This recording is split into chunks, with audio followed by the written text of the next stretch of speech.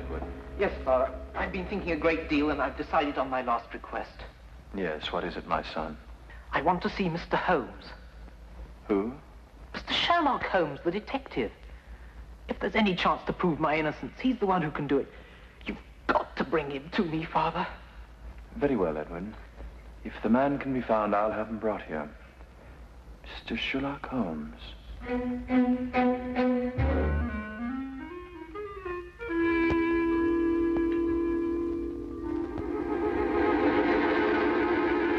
Watson, I want you to assist me in a rather unusual experiment. Experiment? What kind of an experiment? I want you to stand by while I drink this. Oh, and you'll need your stethoscope. What?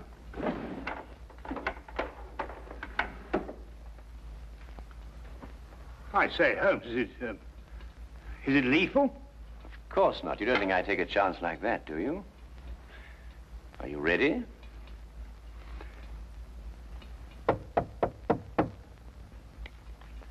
Oh, thank goodness, whoever you are. Oh, dear. Come in, Lestrade, come in. Delighted to see you. Well, this is a warm welcome. Well, now, sit yourself down, make yourself at home. No, I won't, thank you very much. Tell me, social call? No, not exactly. Oh, what's the trouble, Lestrade? Do you remember the Phyllis Brighton murder? Oh, yes, of course. Brighton. She was stabbed, wasn't she? That's right, by her husband, Edward Brighton. About an hour ago, he made known his last request. Rather an unusual one. Oh, what was it? You. Me? Why? Well, no explanation. Simply wanted to see Sherlock Holmes. And you know, Holmes, wherever it's humanly possible, we try to fulfill these last requests of condemned men. Naturally. And I take it that his execution is imminent then, Lestrade? Yes, at dawn. He has about 7 hours to live. Come on then, Watson. We have little time to lose. If a man calls for me in his final hours, it may mean that we too shall be called upon to fulfill a final request. And 7 hours is little enough time when a gallows is at the end. Suddenly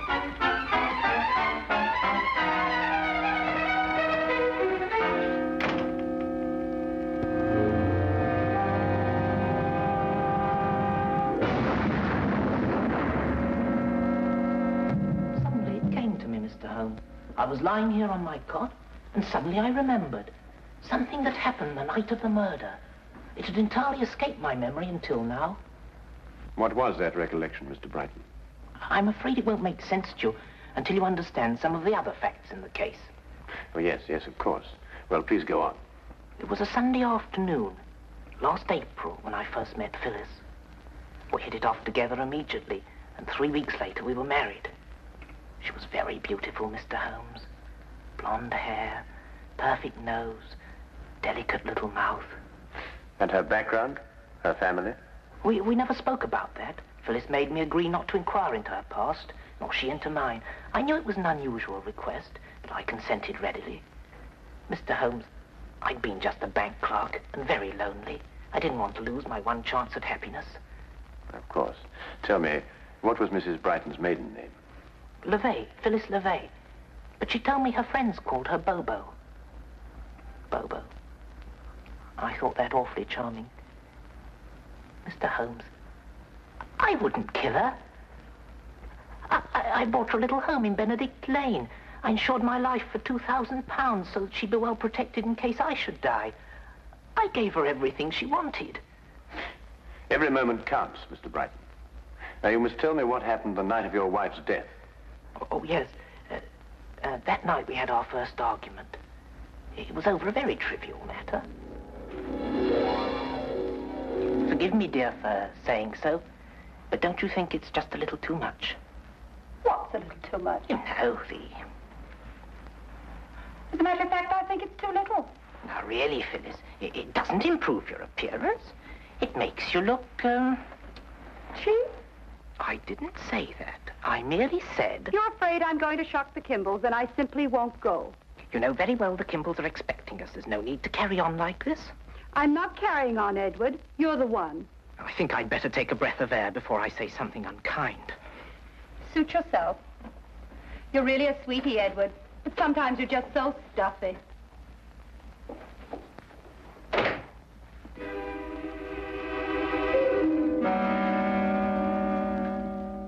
That was the extent of it, Mr. Holmes. It was just a mild little row.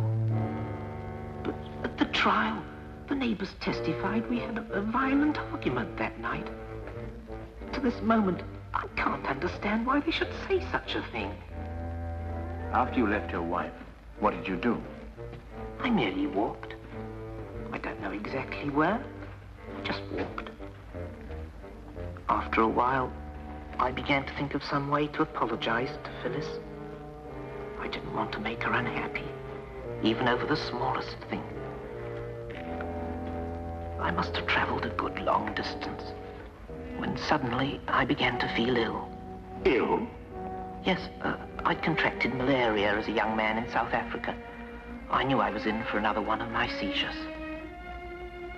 Dr. Watson, you know what malaria does to a man? Oh, yes, indeed. High fever, sweats, chills, and sudden fainting spells. That's it. With the first chills, I instinctively turned back towards the house.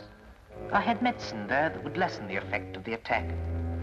I wasn't aware of the street or anything around me. Each step I took became a struggle.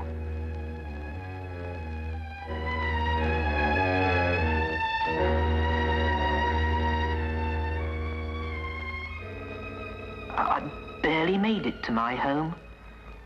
I stumbled onto the front steps, and there it was, on the ground. I knew it didn't belong to me, but instinctively I reached for it. And that's all I remember.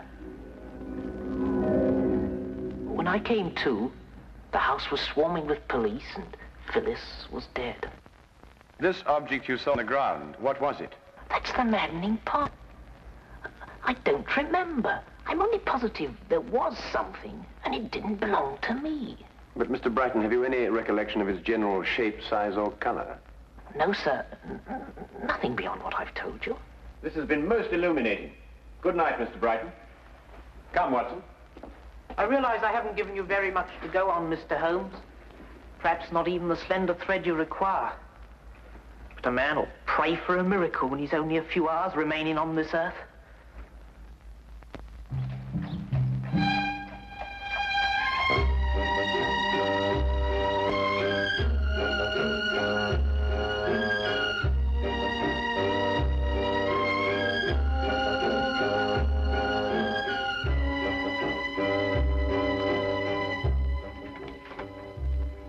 Ah, Holmes, come in. What did Brighton want? Lestrade, may I see the items that you took from Edward Brighton's pockets when he was arrested? Hmm? No, I said, may I see? Oh, very well. Wilkins, bring over Brighton's effects, will you? Well, I don't want to seem pessimistic, Holmes, but you think this poor chap's got a chance? No, I'm afraid all the evidence proved conclusively that he had a violent quarrel with his wife, then murdered her in a fit of rage. These mild-mannered clerks are always the ones. Oh, thank you, Wilkins. There you are, Holmes. There's nothing unusual in there. Keys, handkerchief, wallet, and so forth. Yes, just Lestrade says. Nothing there but common to garden personal effects, Holmes. Well, I, for one, wonder where we go from here. We go to 14 Hanover Place, Watson. Beg your pardon? What are we going there for? That's the address of the tobacconist who prepared this mixture. Yes, I can see that's the address, but I still don't understand. Quite obvious, Watson. Brighton in his cell was smoking the inexpensive, ordinary sea shanty brand of tobacco. Well, that's a specially prepared blend, only made for the well-to-do connoisseur. You'll note the burley base, a touch of latakia, and a certain amount of yenijay leaf. Extraordinary olfactory perception, Holmes. But what has the man's smoking habits to do with the case? Perhaps everything, Lestrade. It's my guess that Phyllis Brighton had a visitor that evening, while Edward Brighton was roaming the streets. And this is the something that he picked up on his return. The something that he couldn't recall. Come, Watson. The scent of this tobacco may very well lead us to the real murderer. And we have little time to lose. Good night, Inspector.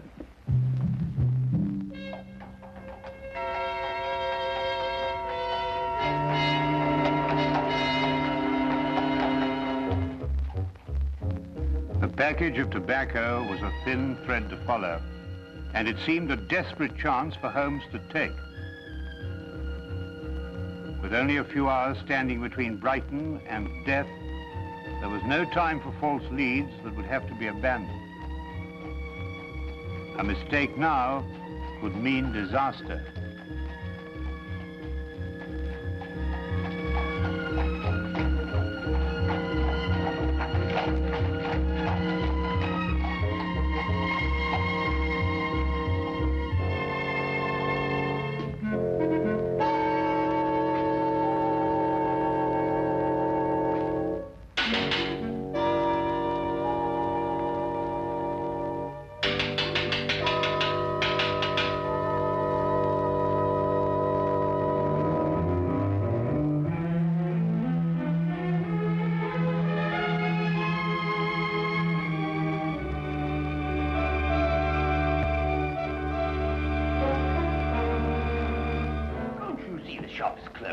Come back tomorrow.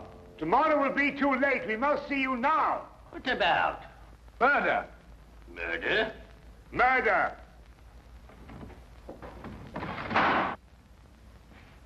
Oh, well, I could do with a good cigar. I don't believe we'll have time for that, Watson. You choose a cigar like another man chooses a wife. Oh, I say, really, Holmes. Murder? Yes.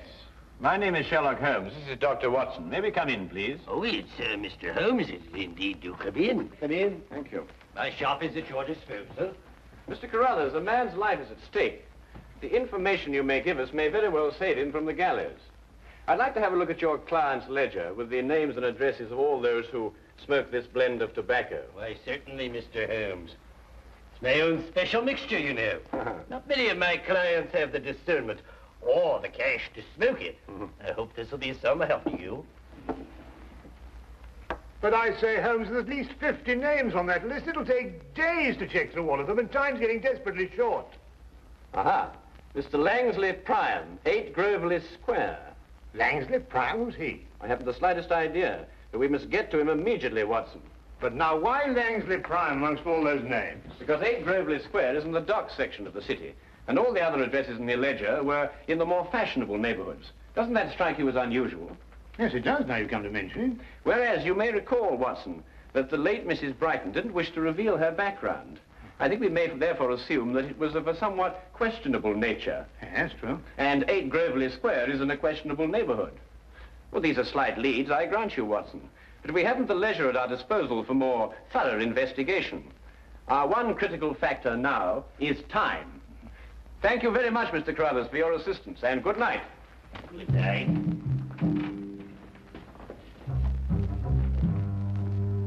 Murder.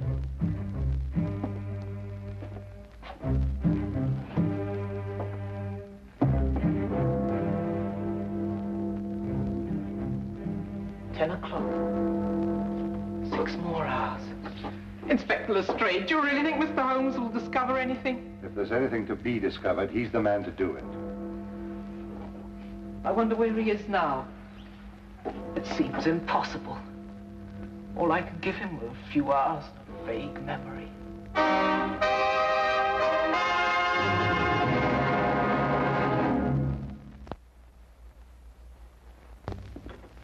This was Mr. Priam's room, Mr. Holmes. He left me 2 weeks ago. And him owing me back rent, that scoundrel. Did he leave you in a forwarding address, Mrs. Chivy? Ooh, not him. He just left a note saying he was gone and got a job, that's all. Tell me, Mrs. Chivy, what sort of a man was he? I mean, what did he look like? Well, he was tall and kind of handsome, you might say. Then again, you might not. What do you want him for? He's not in some kind of trouble, is he? Not necessarily. You're not here to give him the £2,000. £2,000? He was always talking about how he was going to get his hands on £2,000. And him owing me rent. Thank you very much, Mrs. Chivy. You've been most kind. Yeah, but when you see him, you tell him I sent my money. From now on, all rent in advance. Well, Watson, that's one more link in a strange chain of events. Tell me, what's the time now? Must be after 10. Ah, then we just have time to get to the theater. The theatre? Yes, we don't want to miss the last act. Now, look here, Holmes, you can't do a thing like that. I mean, the theatre at a time like this.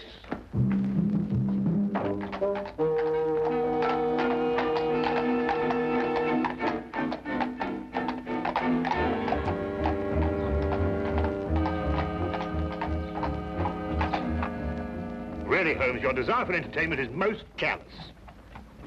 What do you make of this? It's hair. And just the same, I can't see how you can go on sitting there reading the paper with apparent indifference to the matter in hand. It's not ordinary hair, Watson. It's crepe hair, used to make false beards and moustaches. Oh, nonsense. I mean, if a man wants a moustache, he can grow one like anybody else. Well, Watson, actors often have need of simulated beards and moustaches. Actors? Yes? Do you mean it's an actor we're after? I'd wager so, inasmuch as I discovered that in Mr. Priam's dressing table drawer. I see. But even then, Holmes, how are we going to find out what theatre he's performing in? I mean, there must be at least 24 plays being presented in London this evening alone. That is precisely my reason for reading the theatrical page of the newspaper. And I noticed that only one play opened at the same time our Mr. Priam suddenly departed from Mrs. Chivy's lodging house. I hope you like Shakespeare, Watson.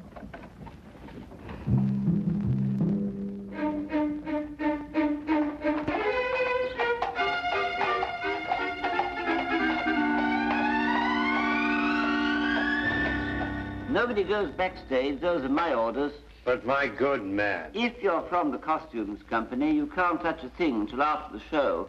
As Mr. Pettifoot says, he'll be able to pay by the end of the week. I am not here for the costumes. I'm here on a very much more important matter, one in which every moment counts. Mr. Pettifoot says? See here. This gentleman here is, was Sherlock Holmes. Sherlock Holmes, the detective? Yes. Checkmate.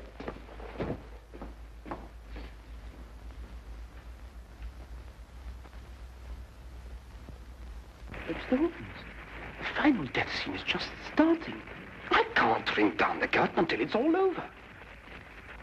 And how do you know that Mr. Priam is the man that you are looking for? No, I'm very sorry. You'll just have to wait until the end of the play. The show must go on. My dear sir, a man's life is at stake. With all due respect to the bard, I may be forced to tread the boards myself. Holmes? Holmes, where are you? Oh. I nearly broke my blasted neck finding you. Watson, this is Mr. Pettifoot. Pettifoot? What? Foot. You know, foot. Oh, I beg your pardon. Mr. Pettifoot, my friend and associate, Dr. Watson. How do you do? How do you do? Mr. Pettifoot refuses to lower the curtain, Watson. Absolutely. The tradition of the theatre does not permit it. Now, I must ask you gentlemen to leave. Leave. Oh, please, leave. Oh, very well. Come on, Watson. It is the cause. It is the cause, my soul. Let me not name it to you, you chaste stars. It is the cause. Yet I'll not shed her blood, nor scar that whiter skin of hers than snow, and smooth as monumental alabaster. Yet she must die, else she betray more men.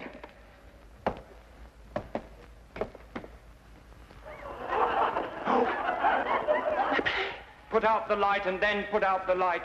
If I quench thee, they flaming minister, I can again their former light restore. Should I repent me, but once put out the light. Thou cunning's pattern of excelling nature, I know not where is thy Promethean heat, but can thy light illume? When I have plucked the rose, I cannot give it vital growth again. It needs must wither. I'll smell it on the tree. Oh, balmy breath that dost almost persuade justice to break her sword. One more! One more! Be thus when thou art dead, and I will kill thee. What have you done? What have you done? Oh, quick, take us to Priam's dressing room. Oh, all right, I don't care what happens anymore. I'll be ruined. I'll be the laughing stock of the theatre. Detectives in Shakespeare. Strikes where it doth love. She wakes. Yeah.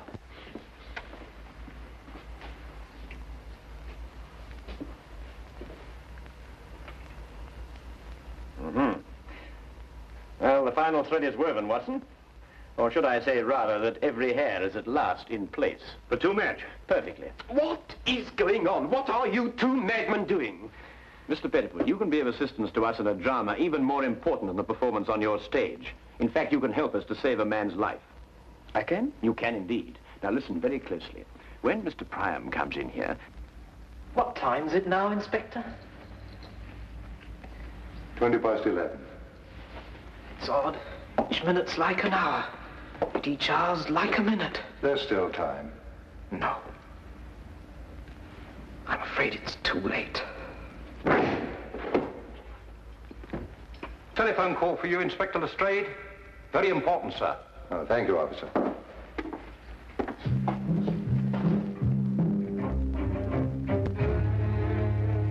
See, Holmes, he'll be here any minute. You want me to hide behind the door and jump him as he comes in? No, you needn't do that, Watson. Just sit there and do nothing, whatever happens. Right. He's coming.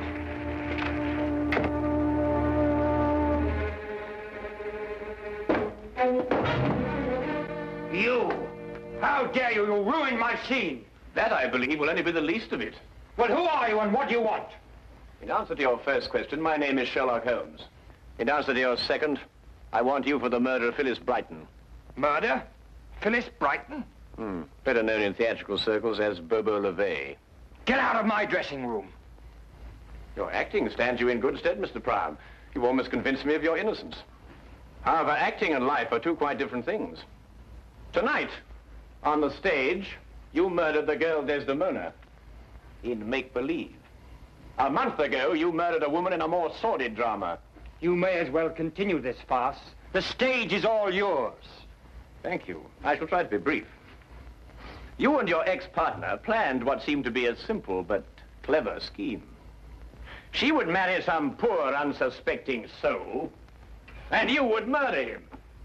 And then the pair of you would share the insurance policy. Ridiculous. And it might have worked, but for one thing. Phyllis fell in love with Edward Brighton. I don't know what you're talking about. I don't know any Phyllis or any Brighton. Then perhaps, Mr. Priam, you are familiar with Romeo's lines. How oft, when men are at the point of death, have they been merry? Get out of here! I've heard enough! Not quite enough, Priam. It was you who had the vicious argument with Phyllis Brighton when she refused to continue with your scheme. And it was you who, in a fit of jealous rage, stabbed her to death. And so shall you die! Holmes! Let me go! Let me go! I came here as soon as I got your telephone message, Holmes. What's going on here and who's he? No time to explain now, Lestrade. I want you to arrest this man and order a stay of execution for Brighton. I'll be able to prove conclusively in the morning that Brighton is innocent and this man is guilty. All right, Holmes, I'll take your word for it. You'd better come along with me.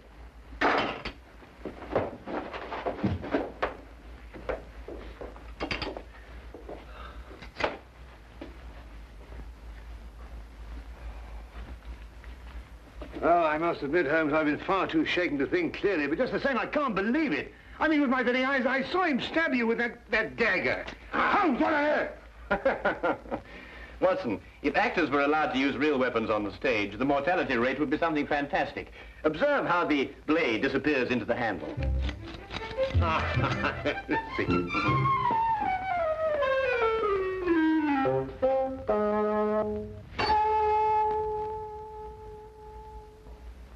Holmes. Holmes.